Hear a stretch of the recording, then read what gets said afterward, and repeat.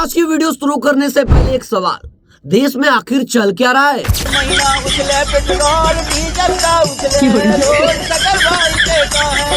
एक तरफ नेता हेलमेट पहनकर जनता के बीच जा रहे हैं, दूसरी तरफ सीएनजी के दाम ऐसे बढ़ रहे हैं जैसे शेयर मार्केट में एक अपर सर्किट लग गया हो। हवाई यात्रा महंगी होने वाली है, बिजली के बिल बढ़ने वाला है, वहीं ऊपर से लोग गर्मी से वैसे ही परेशान है और बिजली भी गुल है। फेक खबरें चलाती हो तुमने वो हेमा मालिनी के पति को मौत से 10 दिन पहले मार दिया था। चलिए शुरू करते हैं बंगाल से। पश्चिम बंगाल में टीएमसी सांसद अभिषेक बनर्जी चुनावी हिंसा के पीड़ित कार्यकर्ता से मिलने पहुंचे थे, लेकिन वहां जो हुआ उसने पूरे देश का ध्यान खींच लिया। जी हाँ, पूरे देश की मीडिया कल दिखा रही थी किस तरह अभिषेक बनर्जी पर हमला हुआ। आरोप है कि उन्हें घेर लिया गया, नारेबाजी हुई, अंडे फेंके गए, जूते तक फेंके गए, शर्ट फाड़ दी गई और हालात ऐसे हो गए कि उन्हें हेलमेट पहनकर बाहर निकालना पड़ा। राहुल गांधी ने मेरे को फोन किया था, उन्होंने कहा दीदी एक कोई ममता जी कोई जरूरत है तो मेरे को बताना तो मैं उसको हैदराबाद में ले जा सकता है और कोई भी जगह पे। ये राहुल जी मेरे को फोन पे बताया। जब जरा सोचिए, अगर एक सांसद को हेलमेट पहनकर निकलना पड़ रहा है तो वहां लोग कितने सुरक्षित हैं? तो आम कार्यकर्ता किस भरोसे राजनीति करेगा? वहां की जनता सोचिए कि बदलाव करेंगे, बदलाव हुआ भी, बदलाव होने के बाद बदला शुरू हो गया, ऐसा लोग कह रहे हैं।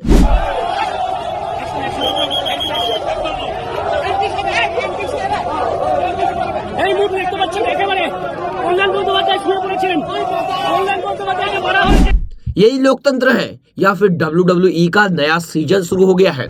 मीडिया का काम इस समय सरकार से सवाल करने का था। ये देश के सबसे बड़े देशद्रोही है आजकल के पत्रकार। इतना तुम्हें जब तक ये देश को जला ना देंगे सब इन चोटों को शर्म, तब तक सुकून नहीं मिलेगा। और हम अभी भी मीडिया वाले को समझा रहे हैं, देश में जेनजी जिस दिन उठेगा वो किसी नेता को नहीं पीटेगा, भारत का जेनजी मीडिया के पत्रकारों को पीटेगा। लेकिन मीडिया कुछ अलग ही चल रहा है। स्टार टीचर्स, यूट्यूब वाले स्टार टीचर्स जिनको कुछ जानना ना कौड़ी, कभी ब्लैक बोर्ड लेकर कुछ एक्सप्लेनर बनाते हैं, खाली व्यूज बटोरते हैं, उटपटांग ग्रैब्स लिखते हैं और उसके बाद से अपने आप को इतना महारथी समझने लगते हैं कि कुछ लोग उनको फॉलो करने लगते हैं। हमारी मीडिया पुतिन का इंटरव्यू लेने के लिए करा भेज दिया सब। अरे बाप हो बाप, पुतिन क्या सोचता होगा? अपने से सोच के देखो, क्या अंजना ओम कश्यप का ये लेवल है कि वो पुतिन से बात करें? हम तो कहते हैं कि यहाँ कोई पढ़ा हुआ अपने यहाँ से यूपीएससी या बीपीएससी का कैंडिडेट है, उसका वो इंटरव्यू न ले सकते, इसका लेने बैठल है पुतिन। समझ रहे हो? जो हमें कह रही हो कि हमें 2 कौड़ी का ज्ञान नहीं है।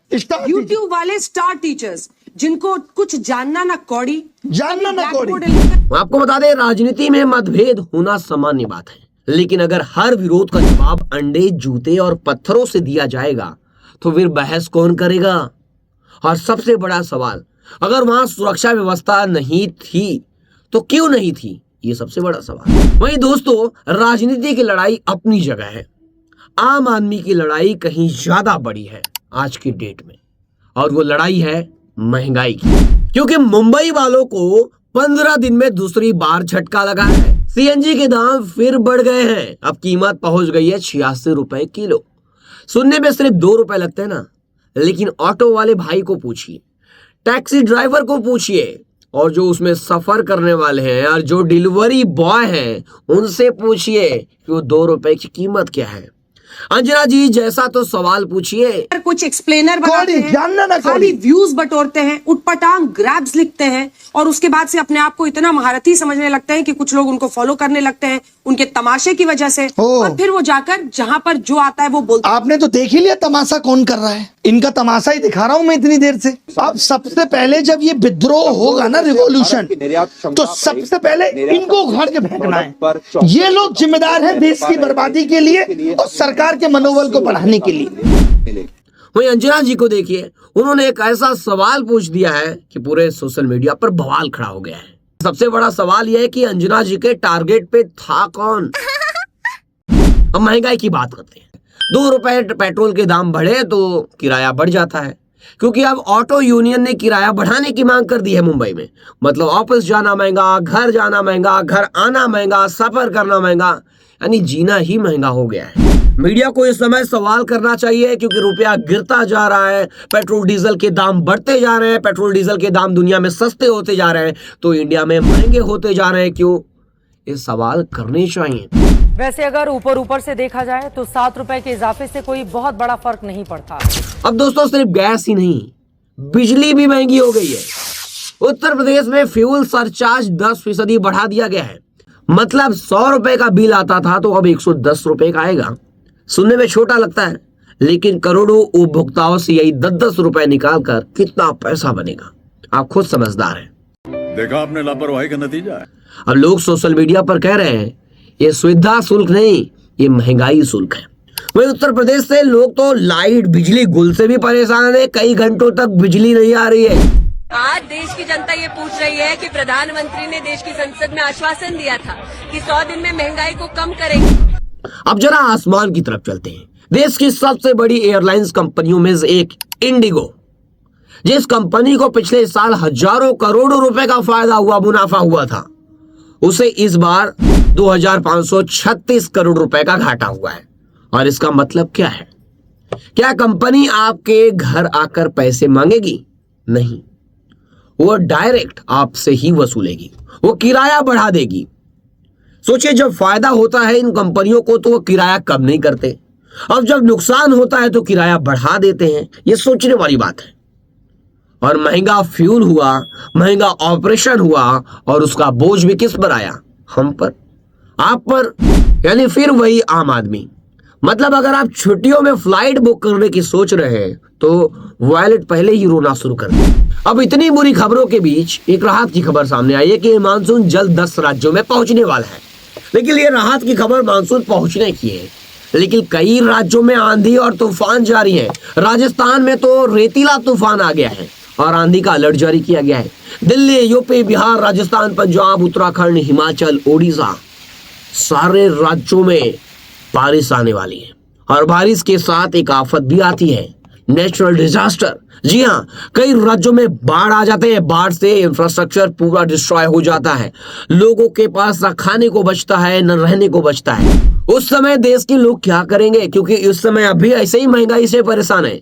कई जगह 70 किलोमीटर प्रति घंटे की रफ्तार से हवाएं भी चल सकती है, ऐसा मौसम विभाग ने कहा है।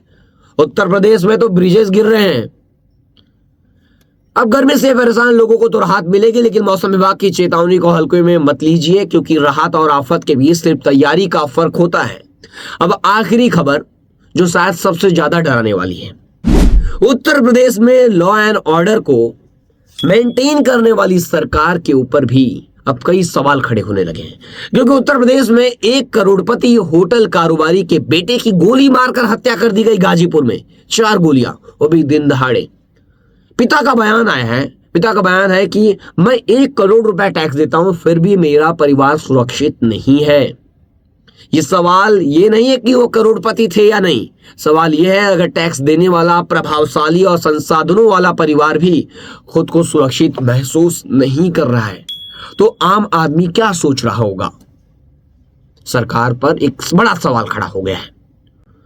दोस्तों, आज की सारी खबरों को जोड़ दीजिए तो राजनीति में हिंसा, बढ़ती महंगाई, यानी देश में चल क्या रहा है? देश में आम आदमी पर महंगाई का बोझ बढ़ता जा रहा है, रुपया गिरता जा रहा है, पेट्रोल डीजल के दाम बढ़ते जा रहे हैं, बड़ी बड़ी कंपनियां जैसे इंडिगो, ये कंपनियां किराया बढ़ाती जा रही हैं, यानी कोई लगाम नहीं है। वहीं पर अपराध भी बढ़ रहे हैं। बंगाल से जो तस्वीरें सामने आ रही है वो डराने वाली है, पर वो आम आदमी पर हमला नहीं था, संसद पर था, वो भी ममता बनर्जी के भतीजे अभिषेक बनर्जी पर। पागलों, पैसा सब कुछ नहीं होता। ऐसा कहने के लिए भी पहले बहुत पैसा होना चाहिए, इसलिए खूब कमाओ।